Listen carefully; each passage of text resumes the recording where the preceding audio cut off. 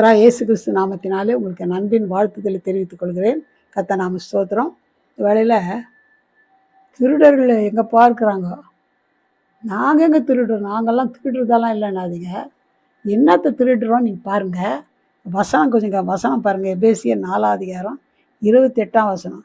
திருடுகிறவன் இனி திருடாமல் குறைச்சுள்ளவனுக்கு கொடுக்கத்தக்கதாக தனக்கு உண்டாயிருக்கும்படி தன் கைகளினால் நலமான வேலை செய்து பிரயாசப்பட கடவன்.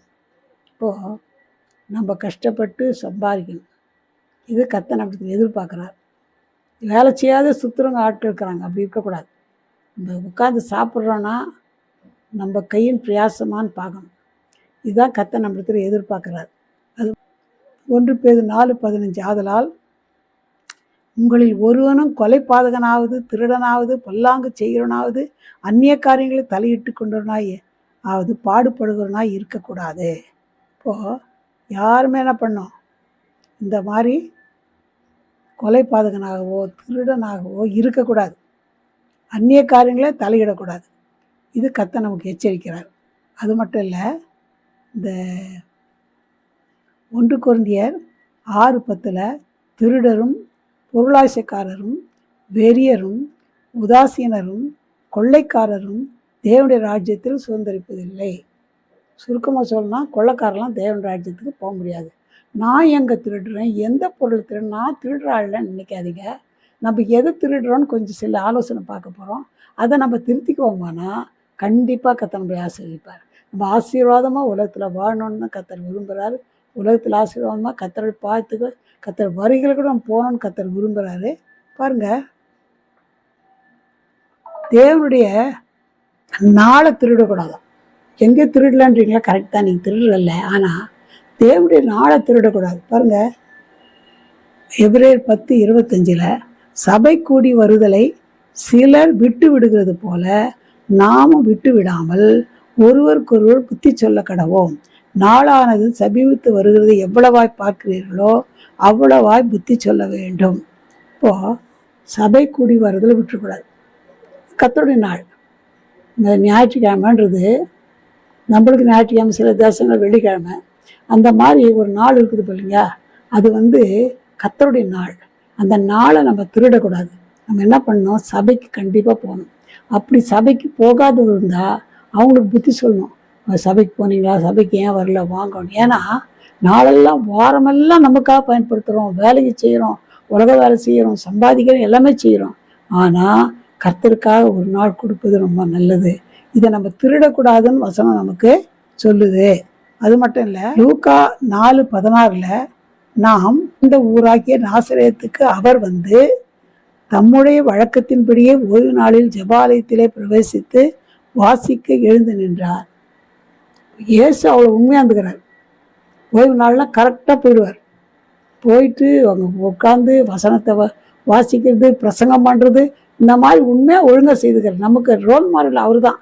நம்ம என்ன பண்ணோன்னா, கண்டிப்பாக ஒவ்வொரு ஞாயிற்றுக்கிழமையும் நம்ம தேவனுடைய ஆலயத்துக்கு போகணும். சரி, சிலர் என்ன பண்ணுவாங்களாம், கொஞ்சம் ஸ்ட்ரென்த் அதிகமாக ஆட்கள் இருந்தாக்கா முதலாவது ஆராதனை, 2வது ஆராதனை வைப்பாங்க.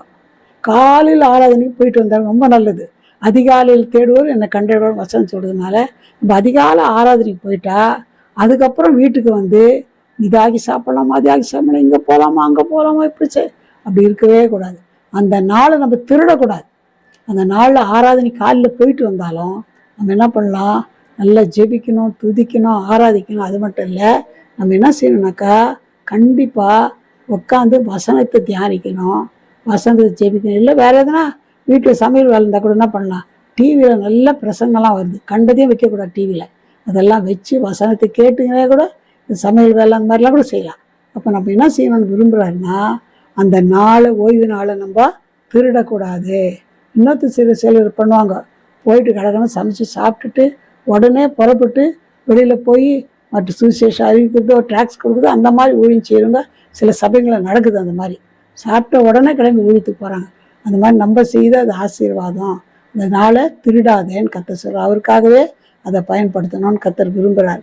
அடுத்தபடியாக பார்க்கும்போது தேவனுடைய பணத்தை திருடக்கூடாது. ஐயோ, தேவனை பணத்தை போய் நாங்கள் என்ன சர்ச்சில் அந்த திருடணும், அப்படி இல்லை. வசனம் பாருங்கள், மல்கியா 3ஆம் அதிகாரம் 8ஆம் வசனம் 9ஆம் வசனம் படிக்கும்போது, மனுஷன் தேவனை வஞ்சிக்கலாமா? நீங்களோ என்னை வஞ்சிக்கிறீர்கள். எதிலே உம்மை வஞ்சித்தோம் என்கிறீர்கள்? தசம பாகத்திலும் காணிக்கையிலும் தானே. தசம பாகத்தில் காணிக்கையில் தான் நம்ம என்ன பண்ணுறோமா, கத்தருக்கு அது கத்தருக்கூடையும் கொடுத்துட்றோம். இப்போ 10 குறைஞ்சது 10ல் ஒரு பங்குனா கொடுக்கணும். 1000 ரூபாய்னா என்ன பண்ணலாம், 100 ரூபாய் கொடுத்துடலாம்.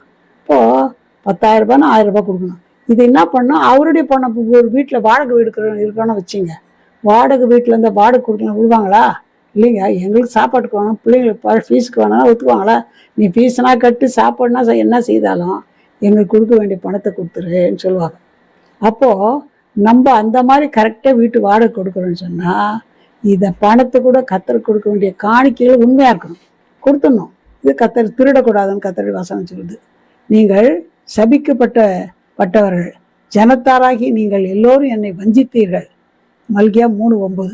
அது மட்டும் இல்லை, மல்கியா 3:10 என் ஆலயத்தில் ஆகாரம் உண்டாயிருக்கும்படி தசமபாகங்களை எல்லாம் பண்டகசாலையில் கொண்டு வாருங்கள். அப்பொழுது நான் வானத்தின் பலகணிகளை திறந்து இடம் கொள்ளாமற் போகும் மட்டும் உங்கள் மேல் ஆசீர்வாதத்தை வருஷிக்க மாட்டேனோ என்று அதனால் என்னை சோதித்து பாருங்கள் என்று சேனைகள் கர்த்தர் சொல்லுகிறார். இப்போது இந்த மாதிரி தசமபாக காணிக்க கொடுக்கும்போது கர்த்தர் என்ன செய்கிறாருன்னா, நான் வானத்தின் பலகணினா ஜன்னல்களை, வானத்தின் பலகணிகளை திறந்து இடம் கொள்ளாமற் போகும் மட்டுமாக என்ன பண்ணுவாரா, உங்கள் மேல் ஆசீர்வாதங்களை வருஷிக்க பண்ண மாட்டேனோ என்று அதனால் என்னை சோதித்து பாருங்கள் கர்த்தர் சொல்கிறார். எவ்வளோ வந்தாலும் பொத்தல் பையில போட்ட மாதிரி போயிடுது. சம்பாதிக்கிறீங்க இல்லைன்னு சொல்ல, மகன் மகோ கணவன் எல்லாமே சம்பாதிக்கிறீங்க, கையில் பைசா நிற்க மாட்டேன்னு பொத்தல் பையில போட்ட மாதிரி எல்லாமே காலி ஆகிடுது. காரணம் என்னன்னா, கர்த்தருடைய பணத்தை வஞ்சிக்கிறீங்கன்னு அர்த்தம்.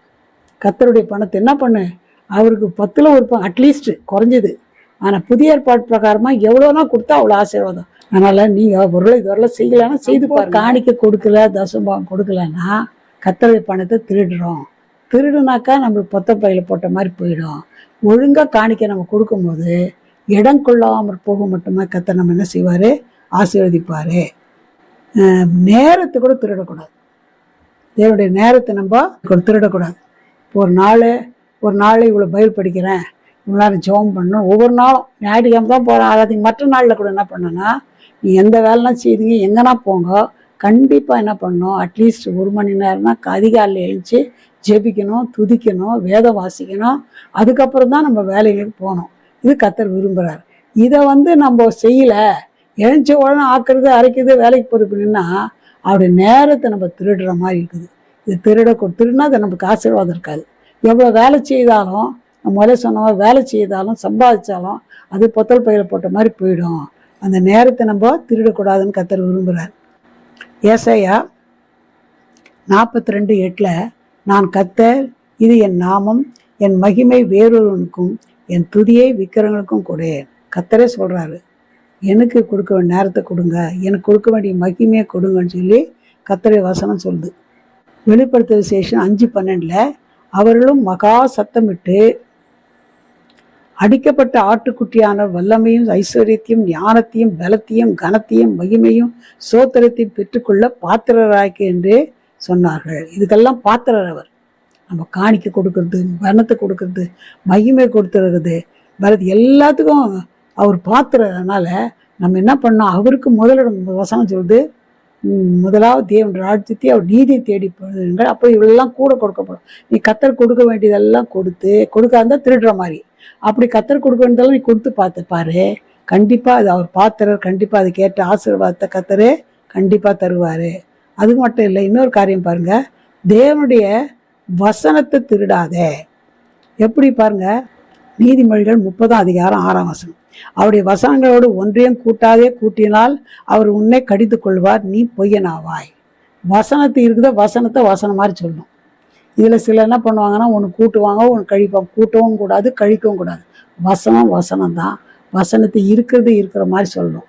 கூட்டினாலும் கழிச்சாலும் அது நம்மளுக்கு தண்டனையாக தான் முடியும். வெளிப்படுத்தல் விசேஷம் 22:18 இந்த புஸ்தகத்தில் உள்ள தீர்க்க தரிசன வசனங்களை கேட்கிற யாவருக்கும் நான் சாட்சியாக எச்சரிக்கிறதாவது, ஒருவன் இவைகளோடு எதையாகிலும் கூட்டினால் இந்த புஸ்தகத்தில் எழுதியிருக்கிற வாதைகளை தேவன் அவன் மேல் கூட்டுவார். பயங்கரமாக அதை நம்ம கேட்கறதுக்கு ஏதாவது நம்ம கூட்டி சொன்னோம்னா இந்த புஸ்தகத்தில் பைபிள் இருக்கிற வாதையெல்லாம் கத்தர் கொடுத்துருவாருன்னு வசனம். அப்போ நம்ம அதிக ஜாக்கிரதையாக இருக்குன்னு கத்தர் விரும்புகிறாரு. வெளிப்படுத்தின சேஷம் 22:19 ஒருவன் இந்த தீர்க்கதரிசன புஸ்தகத்தின் வசனங்களிலிருந்து எதையாகி எடுத்து போட்டால் ஜீவ புஸ்தகத்திலிருந்து பரிசுத்த நகரத்திலிருந்தும் இந்த புஸ்தகத்தில் எழுதப்பட்டவர்களிலிருந்தும் அவனுடைய பங்கை தேவன் எடுத்து போடுவார். கேட்கும் போதே நமக்கு பயமாகுது. அப்போது நம்ம என்ன செய்யணும்னா, நம்ம இது வசனங்கள்லேருந்து எதையாகி எடுத்து போடக்கூடாது. ஜீவ புஸ்தகத்தில் இருக்கிற பரிசுத்த நகரத்திலிருந்தெல்லாம் கூட கத்தனை என்ன பண்ணுறாரு, எடுத்து போட்டுருவாருன்னு கத்தனை வசனம் சொல்லுது. இது கத்தனை நம்மிடத்தில் எதிர்பார்க்குறாரு. இன்னொரு காரியம் சொன்னா, ஆத்துமாக்கள் திருடக்கூடாது.